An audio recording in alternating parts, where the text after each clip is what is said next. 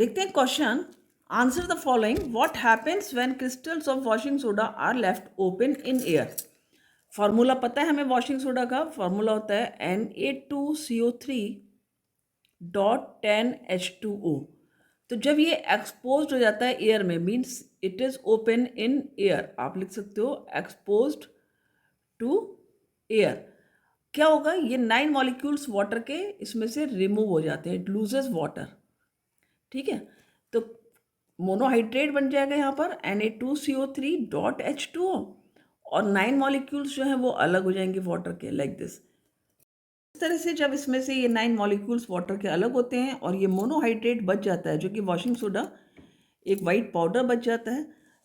कब हुआ ऐसा? जब इसको एक्सपोज किया गया एयर में, ये ध्यान रखने वाली बात है। तो इस प्रोसेस को, name the change that take place, इसको हम क्या नाम देते हैं? इस प्रोसेस को हम बोलते हैं एफ्लोरेसेंस।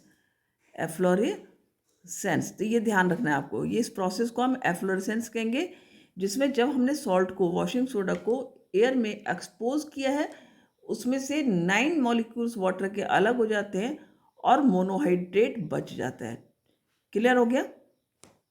देखो, ये क्वेश्चन इस तरह भी पूछा जा सकता है, what happens when crystals of washing soda are left open in air, the process called. और यहाँ पर आपको जो है वो ऑप्शंस दिए हैं। अब आपको एक ऑप्शन छांटना है, तो ये तो मैंने पहले आपको बता दिया एफ्लोरेसेंस है।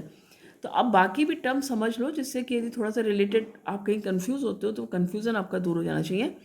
देखो, एफ्लोरेसेंस हमने क्या देखा कि जब वॉशिंग सोडा से, जो हमारा वॉशिंग सोडा है Na2CO3.10H2O, इससे हमारे 9 मॉलिक्यूल्स अलग हुए। कब? जब एयर में एक्सपोज हुआ है। ठीक है, when it is expose to air. तो इसमें Na2CO3.H2O मीन्स मोनोहाइड्रेट बच जाता है। यहाँ पर ये डेकाहाइड्रेट से मोनोहाइड्रेट बन जाता है और 9 मॉलिक्यूल्स जो हैं वाटर के, वो सेपरेट हो जाते हैं। ये हो गया आपका प्रोसेस एफ्लोरेसेंस। ठीक है, दिस इज एफ्लोरेसेंस।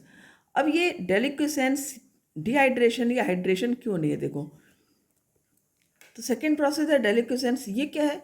इसमें जो सॉल्ट है वो वाटर एब्जॉर्ब करता है एटमॉस्फेयर से। जैसे यदि हम बात करें सोडियम क्लोराइड की, तो सोडियम क्लोराइड में कुछ इम्प्योरिटीज़ होती हैं। किसकी होती है? वो मैग्नीशियम क्लोराइड की। तो ये जो मैग्नीशियम क्लोराइड होता है सोडियम क्लोराइड के अंदर, ये एक डेलिक्विसेंट सॉल्ट है। ठीक है, इसको हम क्या कहते हैं? डेलिक्विसेंट सॉल्ट। क्यों? क्योंकि ये मॉइस्चर को एब्जॉर्ब करता है from the air. Moisture from air ये एब्जॉर्ब करता है। ठीक है, अब चूंकि ये एब्जॉर्ब कर रहा है तो क्या होगा, ये एक सॉल्यूशन बनाता है। इसीलिए आपने देखा होगा कि जब भी रेनी सीजन होता है तो सॉल्ट हमारा थोड़ा गीला होता है। इनफैक्ट उसमें कभी कभी तो पानी जैसा दिखता है, तो वो उसके अंदर मैग्नीशियम क्लोराइड जो है वो एक डेलिक्विसेंट सॉल्ट है, जो कि एब्जॉर्ब करता है मॉइस्चर को एयर से। तो ये हो गया आपका। थर्ड टर्म है आपकी डिहाइड्रेशन। डिहाइड्रेशन आपको पता है कि ये कुछ ऐसे सब्सटेंसेस हैं, कुछ रिएक्शंस ऐसी हैं जिनमें कि वाटर मॉलिक्यूल्स अलग हो जाते हैं, वाटर मॉलिक्यूल से सेपरेट होता है, उसको हमने कहा डिहाइड्रेशन। ठीक है, इसमें ऐसा नहीं है कि एक्सपोज टू एयर वाला, ये रिएक्शंस में होता है। तो ये डिहाइड्रेशन हम वहाँ पर यूज़ करेंगे वर्ड। एफ्लोरेसेंस यहाँ पर यूज़ करेंगे जहाँ पर इसको एयर में एक्सपोज करने पे वाटर मॉलिक्यूल लूज हो रहे हैं, ध्यान देना है। हाइड्रेशन का मतलब क्या है? जैसे आपने यदि सॉल्ट का सॉल्यूशन बनाया तो मीन्स आपने इसको हाइड्रेशन किया। तो सिंपल से टर्म्स हैं, ध्यान रखना है आपको।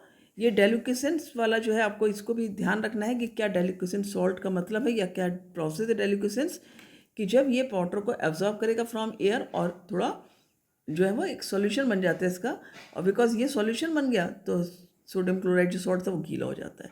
एफ्लोरेसेंस का मतलब ये ध्यान रख लो कि जब एक्सपोज होता है एयर में तो 9 मॉलिक्यूल्स वाटर के अलग हो जाएंगे वॉशिंग सोडा से, और ये मोनोहाइड्रेट बन जाएगा। What it is? मोनोहाइड्रेट। यहाँ पर क्या था? ये डेकाहाइड्रेट था। तो ये आपको ध्यान रखना है। और कब हुआ ये? जब ये एयर में एक्सपोज हुआ। क्लियर? आई होप बहुत अच्छे से ये सबको समझ में आ गया होगा। Thank you.